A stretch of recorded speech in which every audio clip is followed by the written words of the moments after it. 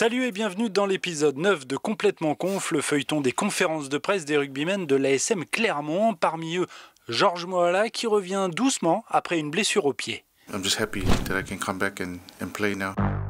Pas besoin de traduire, Georges est donc heureux de pouvoir rejouer, lui qui n'a joué que 20 minutes face à Bordeaux le week-end dernier. Georges, cette fois, tu es prêt à jouer 80 minutes ? I hope.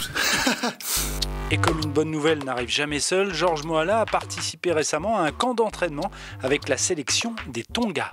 I was born in New Zealand, but my parents are Tongan descended, and for me it's just to represent my parents and my heritage, and I'm really proud. Et ce camp d'entraînement s'est déroulé il y a quelques jours dans le sud de la France. Où ça exactement, Georges ? I don't know how to say the name. I have difficulty saying this name, but yeah, East. I keep saying Istra.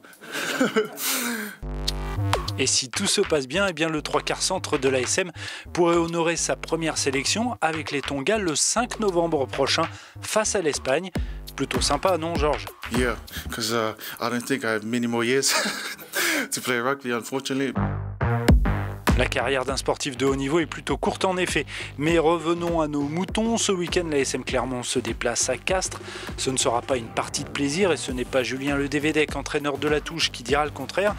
Julien, il faut s'attendre à affronter une équipe agressive. Ça serait une erreur de croire que Castres, c'est que de l'agressivité et du cœur. De l'agressivité, de la volonté, de la solidarité, et puis quoi encore ? Ils ont souvent la bonne stratégie, la bonne façon de faire, ils poussent l'adversaire à la faute, ils arrivent à isoler les joueurs pour pouvoir leur piquer les ballons. Et ça, c'est pas que le cœur et l'agressivité, c'est aussi une forme d'intelligence. Ah oui, effectivement, ça fait beaucoup, mais Julien, il y a quand même des raisons d'espérer, non ? J'avais personne à mener à Castres. Castres, ils ont laissé 0 point de bonus à personne. Ok, merci de nous remonter le moral. Bon, c'est vrai que les Castrés n'ont pas perdu un match à domicile depuis décembre 2020, soit 25 matchs à la maison sans perdre. Jean-Pascal, mettre fin à cette série, ça doit motiver tes coéquipiers. Si on peut essayer de casser ça, c'est une certaine satisfaction et aussi ça montre la validation d'un travail fait sur ce début de saison. Complètement Conf, épisode 9, c'est fini. À la semaine prochaine.